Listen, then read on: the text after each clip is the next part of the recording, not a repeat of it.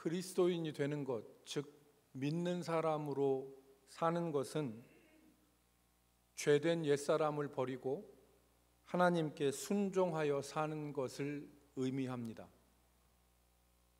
그래서 바울 사도가 자기 자신이 그리스도인이 되기 이전과 이후에 변화된 삶에 대해서 극명하게 갈라디아서 2장 20절에서 말을 했습니다. 우리가 잘 아는 대로 내가 그리스도와 함께 십자가에 못 박혔나니 그런즉 이제는 내가 사는 것이 아니요 내 안에 그리스도께서 사시는 것이라. 이제 내가 육체 가운데 사는 것은 나를 사랑하사 나를 위하여 자기 자신을 버리신 하나님의 아들을 믿는 믿음 가운데서 사는 것이라. 바울이 이렇게 얘기했습니다. 자신의 옛사람은 죽고 죄된 옛 습관을 고집하지 않고 그리스도를 믿는 믿음 안에서 사는 삶, 즉 순종의 삶을 사는 것에 대해서 말하는 것입니다. 여러분, 순종이라고 하는 것은 그리스도인의 삶에 있어서 절대적인 것입니다. 순종은 하나님과 동행하게 하죠. 순종이라는 것은 하나님께 따라가는 걸 말하지 않습니까? 그러니까 순종은 하나님과 동행하게 하고 그래서 하나님의 살아계심을 체험하게 하는 것입니다. 또 그리스도인들은 순종함으로 하나님의 말씀이 사실이고 진리라는 것을 깨닫게 됩니다. 순종하지 않으면 결코 경험할 수 없는 것입니다. 순종할 때 하나님과 동행할 수 있고 하나님이 살아계심을 체험할 수 있고 순종을 통해서 하나님의 말씀이 사실이고 진리라는 것을 경험하게 됩니다. 그리고 순종이라는 것은 영적 싸움에 있어서 절대적인 무기가 됩니다. 영적 싸움, 원수마귀와의 영적 싸움에서 순종하지 않고 하나님께 순종하지 않고는 결코 영적 싸움에서 이길 수가 없는 것입니다. 더 나아가서 순종하지 않고 그리스도인이 될 수 없고 순종하지 않고 믿음이 성장할 수 없습니다. 순종함으로 그리스도인이 되고 순종함으로 믿음이 성장하는 것입니다. 그래서 히브리서 기자는 이 순종의 중요성에 대해서 말씀을 했습니다.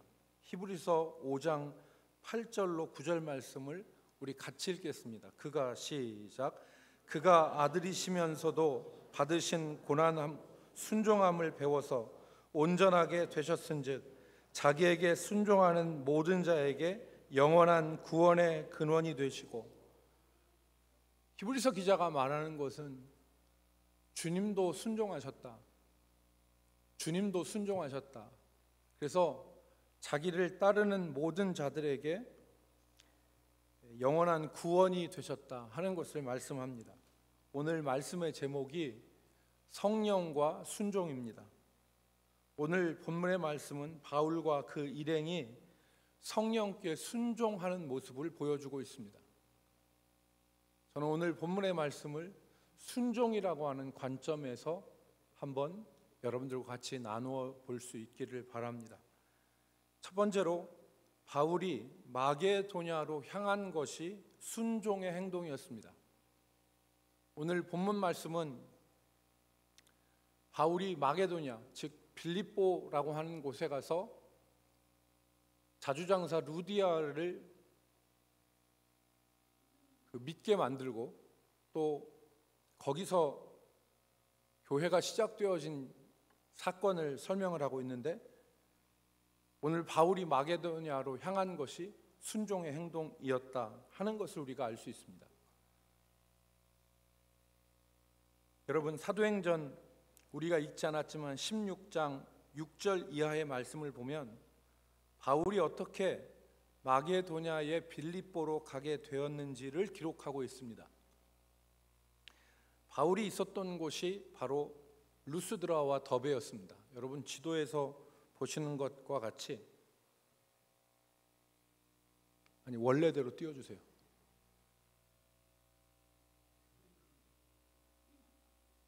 이 이렇게 보면 어떻게 보라는 얘기입니까?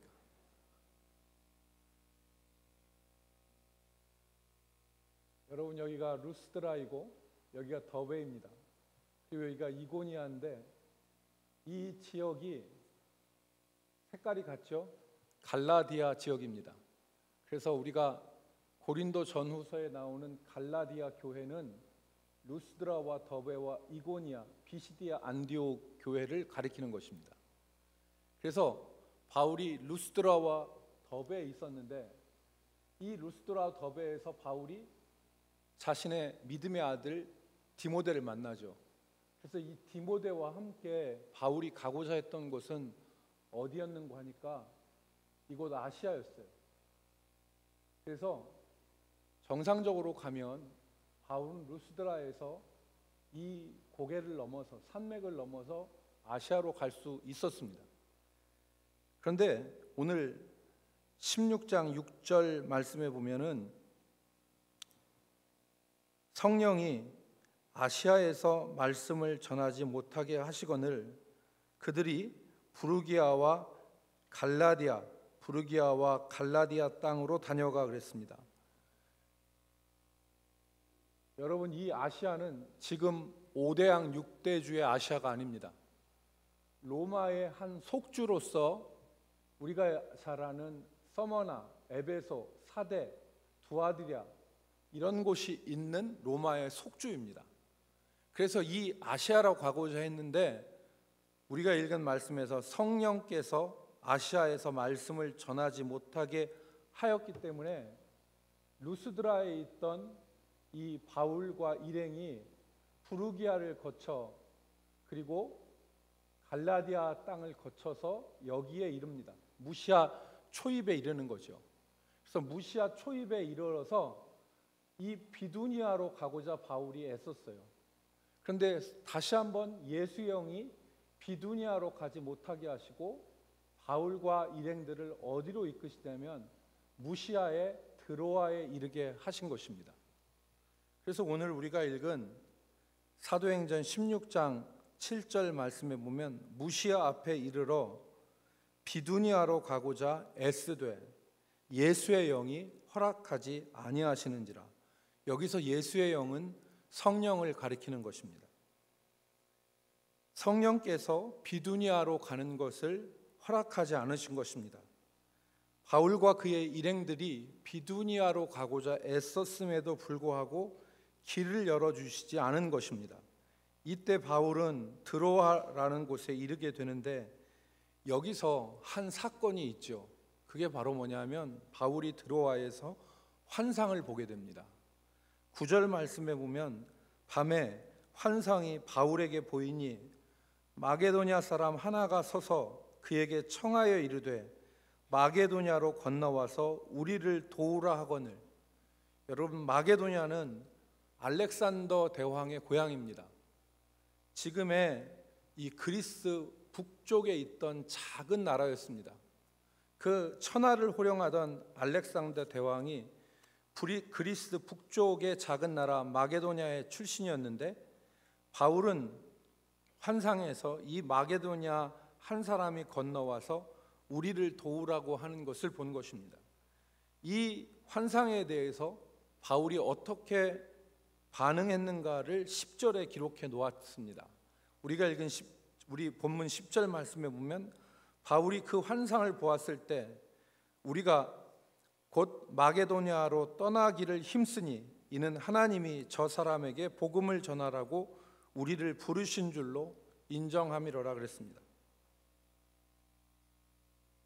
여기서 우리는 바울과 실라, 2차 전도 여행을 떠났던 바울과 실라, 그리고 루스드라에서 합류한 디모데, 그리고 사도행전의 저자인 누가를 포함한 말입니다.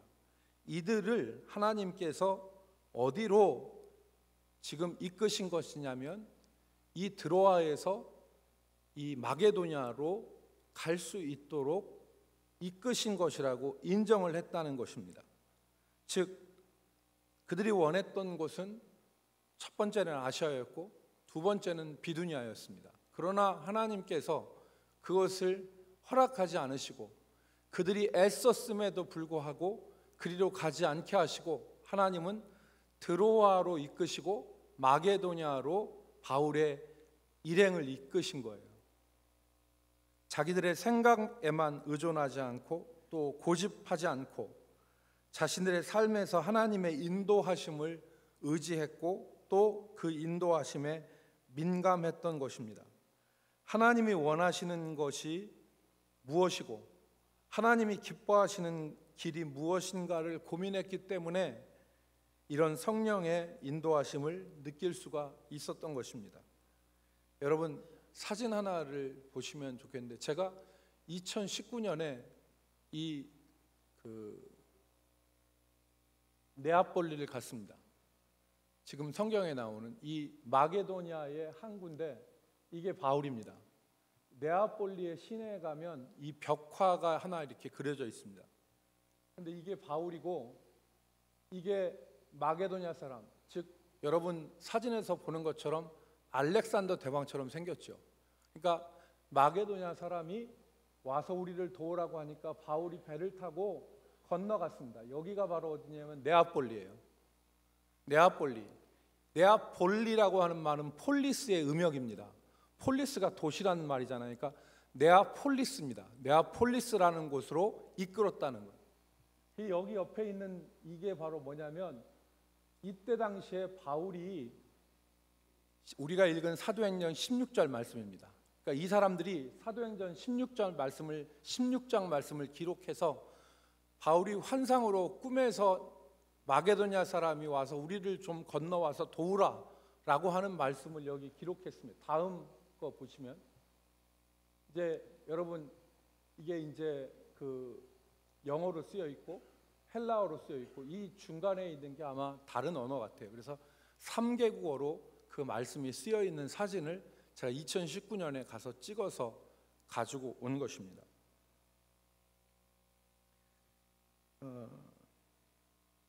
다시 한번 지도를 보여주시는데요. 여러분 여기 드로아하고 그리고 네아폴리예요. 빌립보는 네아폴리에서 14km 떨어져 있습니다.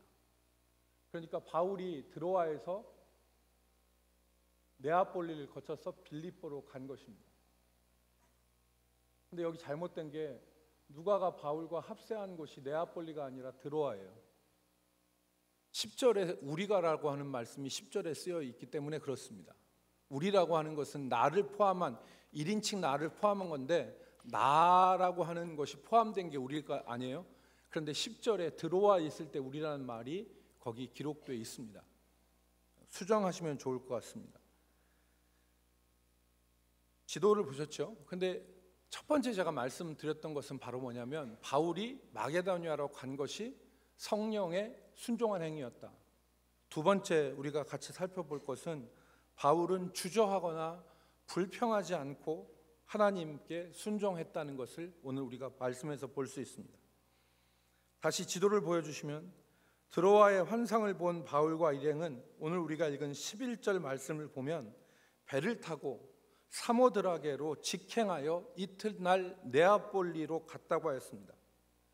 바울이 사모드라게로 오늘 우리가 읽은 11절 말씀을 보십시오.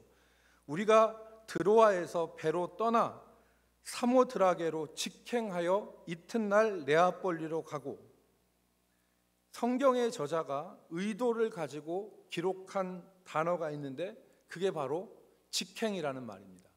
오늘 11절의 말, 지도에서 보시는 것처럼 바울은 드로아에서 이 사모드라게라는 섬을 거쳐서 직행해서 그리고 네아폴리로 이튿날 갔다는 것입니다. 이건 무슨 뜻이냐? 저자의 의도가 담긴 얘기예요. 무슨 의도냐? 바울이 다른 곳으로 가지 않았다는 것입니다. 다른 곳을 거치거나 들리지 않고 사모드라게로 직행하고 사모드라게에서 그 다음 날 네아폴리로 들어갔다는 것이죠. 이것은 무엇을 뜻하느냐? 바울과 그의 일행이 성령의 인도하심에 의심이나 주저함이 없었다는 것입니다. 바울과 일행은 자신들의 계획과 생각이 이루어지지 않고 상황이 전혀 예상치 못한 방향으로 흘러갔다고 해서 불평하거나 주저앉지 않았습니다. 그들이 원래 원했던 지역은 아시아였고 그것이 좌절되자 부르기아 지방으로 가려고 애썼습니다. 그러나 성령은 그들을 마게도냐로 가게 하셨던 것이죠. 이 일에 대해서 바울과 일행은 주저하거나 원망하거나 불평하지 않았던 것입니다. 하나님의 뜻이라는 것을 깨달은 이후에는 사모드라게로 직행하여 말씀하신 마게도니아 지역의 네아폴리로 간 것입니다. 오늘 우리가 생활하는 가운데서 주님께서 우리가 전혀 예상치 못하고 원치 않은 길로 우리를 인도하실 때가 있습니다. 그때 주저하거나 원망하거나 불평하지 않는 것이 복입니다. 하나님이 내가 원치 않는 길, 내가 예상치 못했던 길로 우리를 인도하실 때 그때 우리가 원망하거나 불평하거나 주저해서는 안 되는 것입니다. 주저하고 원망하고 불평하는 것은 불순종의 백성들의 삶에서 나타나는 현상입니다. 여러분, 광야의 이스라엘 백성들은 길을 조금 돌아간다고 해서 원망했습니다.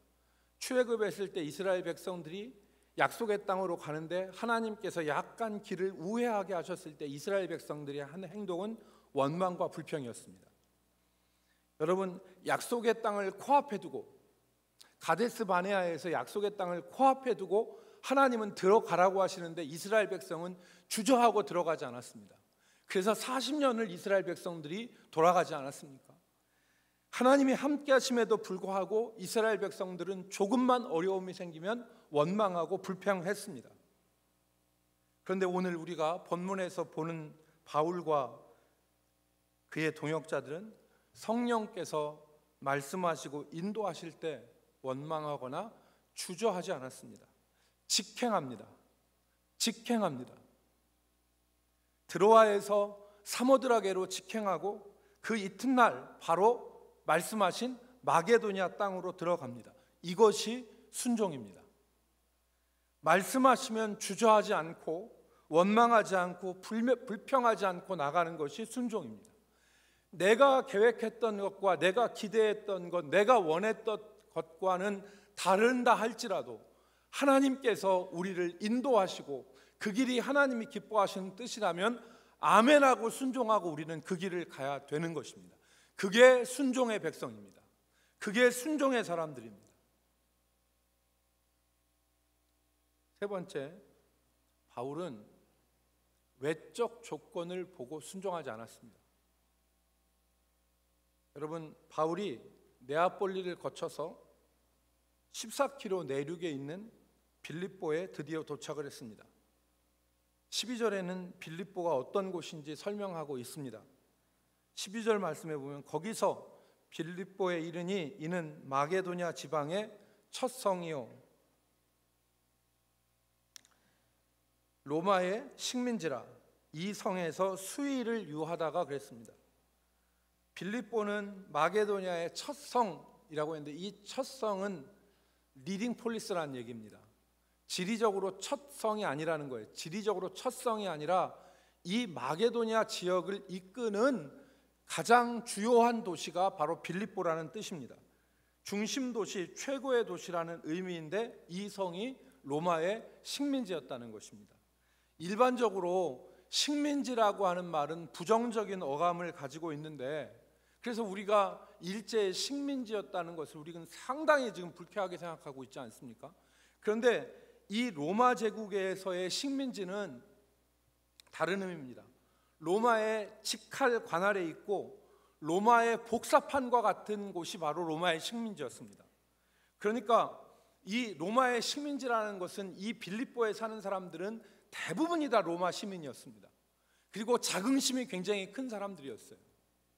이 빌립보는 알렉산더의 아버지, 그 알렉산더의 아버지 이름이 빌립이었는데 그 알렉산더의 아버지의 이름을 따서 세운 도시였고 로마의 퇴역 군인들이 모여서 살았던 곳이 바로 이 빌립보였습니다.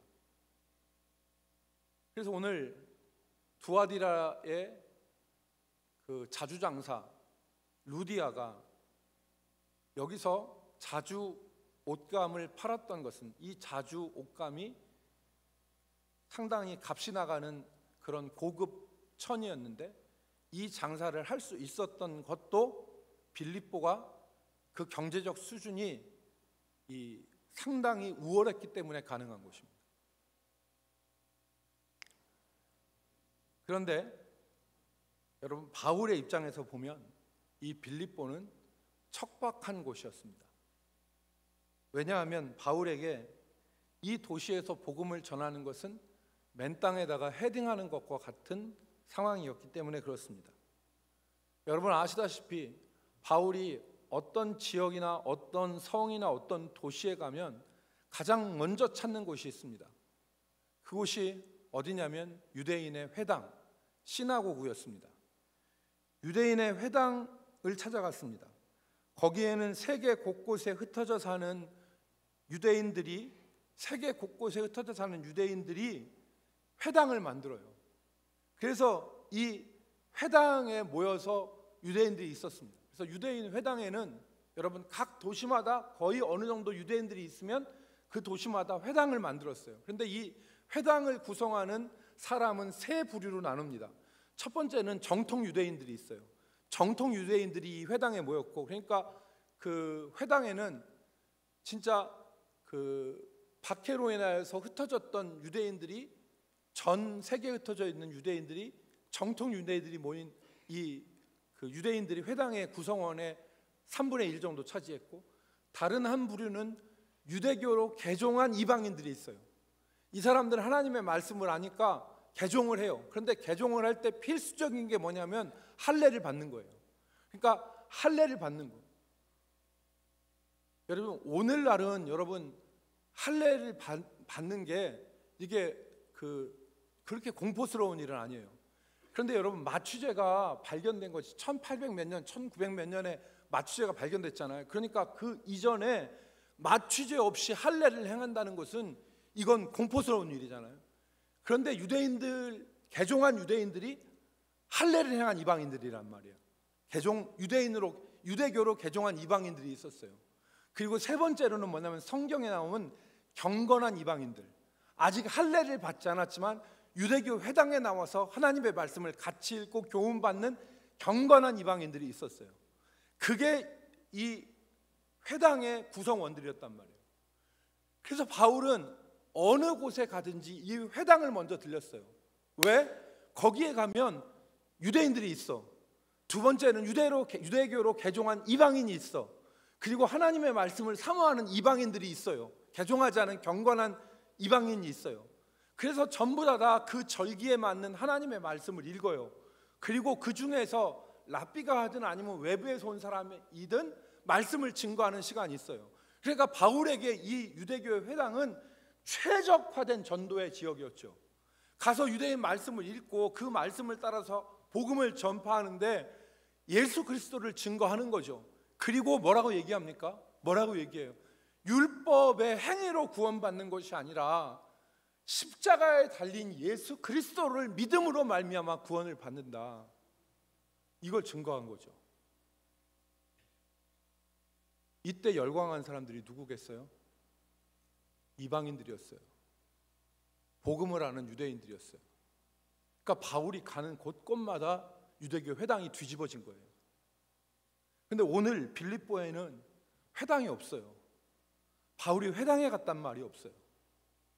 바울이 안식일에 기도할 곳을 찾고자 하여 회당에서 말씀을 읽고 그곳에서 유대인들은 안식일에 기도했어요. 그래서 기도할 곳을 찾았는데 이 빌립보에는 기도할 처소는 유대인 회당이 없는 거예요. 이 말은 무슨 말이냐면 유대인들은 10사람이 그 지역에 있으면 회당을 세웠어요. 10사람만 그 지역에 있으면 회당을 세웠단 말이에요. 그러니까 빌립보에는 유대인 10사람이 없었던 거예요.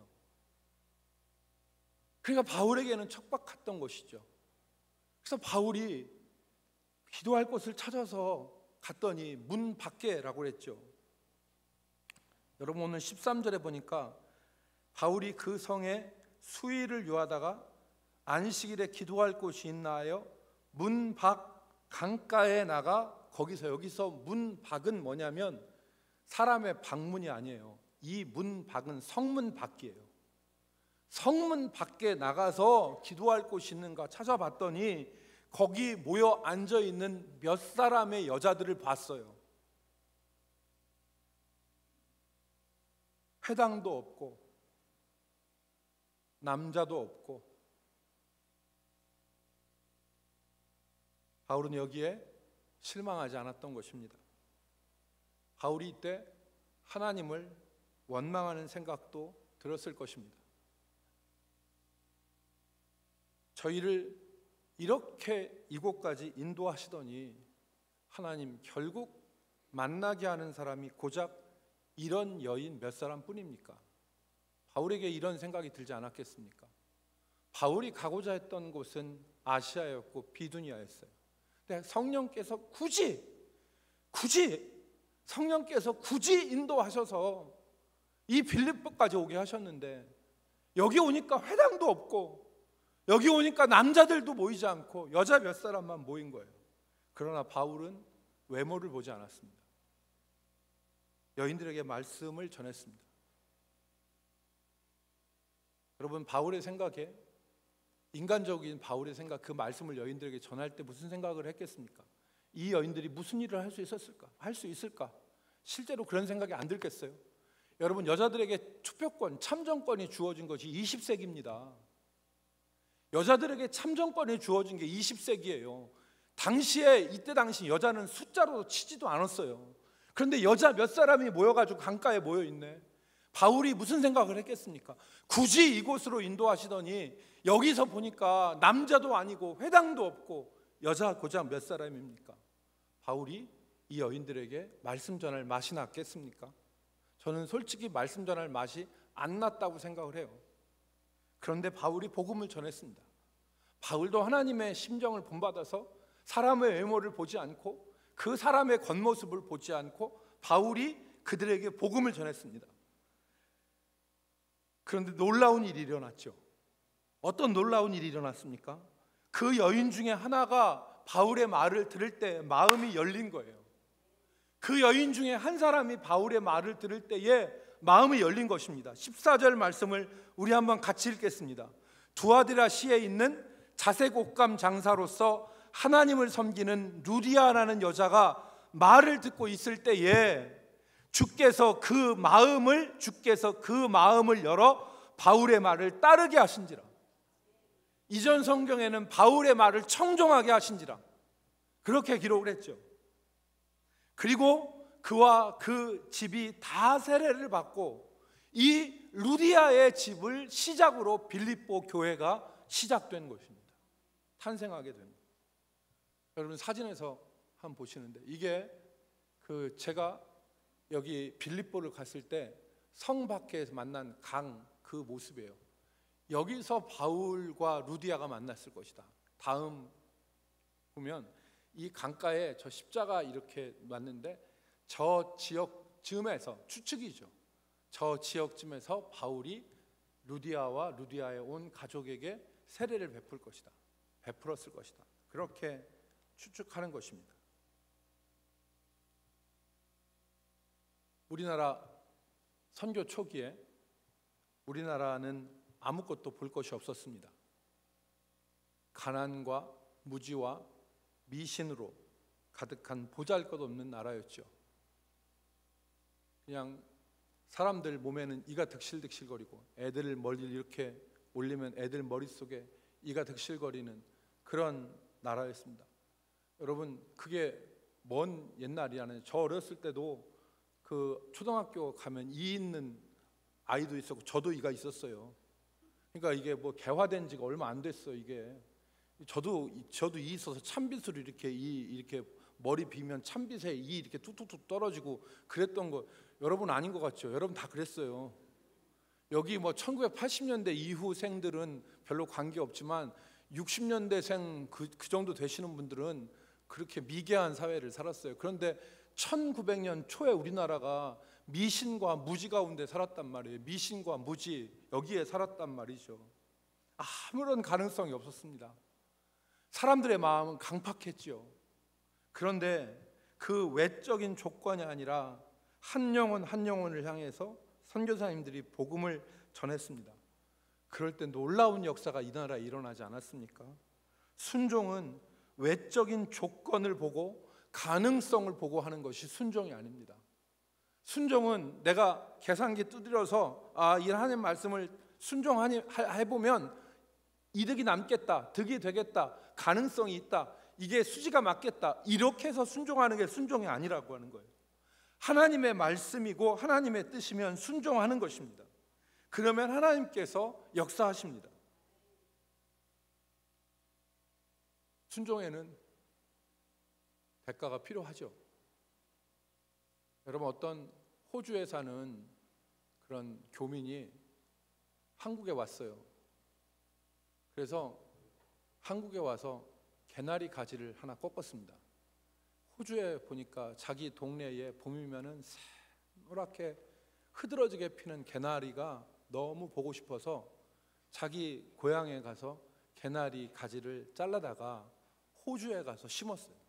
그래서 호주에 심어가지고 이제 우리 집 그 들판 옆에 우리 집 주변에도 이 개나리가 새노랗게 흐드러지게 피겠다라고 생각을 해서 개나리를 심었는데 다음에 봄이 됐는데 개나리가 안 나. 잘못됐나? 해가지고 그런데 개나리는 분명히 살았어. 근데 개나리가 안 나. 그래가지고 첫 해니까 안 나는 건가 보다 해가지고 다음 해도 또 개나리를 기다리면서 잘 걸음 주고 해서 다음에 봄을 기다리는데 다음에 봄에도 개나리 꽃이 안 펴. 3년을 기다렸는데 3년 되어도 꽃이 안 펴. 이게 어떤 일인가 알아봤더니 안 피는 게 정상이래요.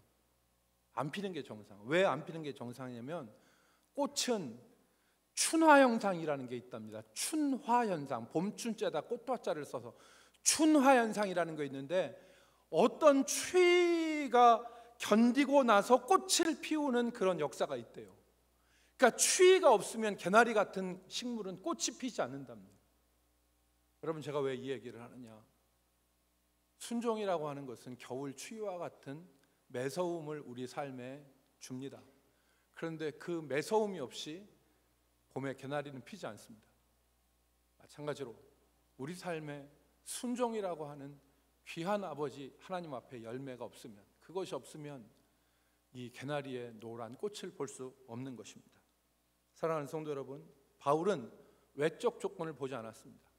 외적 조건을 보지 않고 하나님의 말씀에 순종하여 마게도냐로 가고 그곳에서 하나님의 말씀을 순종했더니 역사가 일어났어요. 루디아가 마음을 열고 루디아의 집이 다 세례를 받더니 거기에 무슨 교회가 생겼어요? 빌립보 교회가 생겼어요. 그런데 여러분, 빌립보 교회가 어떤 교회냐? 처음에는 아주 시시한 교회였는데 이 빌립보 교회가 일을 내요. 무슨 일을 내냐면 빌립보서, 여러분 오늘 집에 가셔서 빌립보서 읽어보시는데 빌립보서 1장의 말씀에 보면 1장 5절 말씀에 보면 바울 사도가 그래요.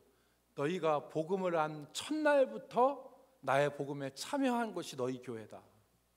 복음을 안 첫날부터 너희가 복음에 참여했다. 바울이 빌립보서를 쓴 빌립보 4장 16절 말씀에 보면 내가 데살로니가 있을 때에도 2번이나 나의 쓸 것을 보내었다 그랬습니다. 2번이나 나의 쓸 것을 이 빌립보 교회 외에는 나의 복음에 참여하고 나를 도와준 교회가 없다. 바울이 이렇게 말하잖아요. 빌립보 4장에서. 그래서 빌립보 4장 16절 말씀에 보면은 데살로니가에 내가 있을 때에도 너희가 2번이나 나의 쓸 것을 보내준 것을 내가 안다.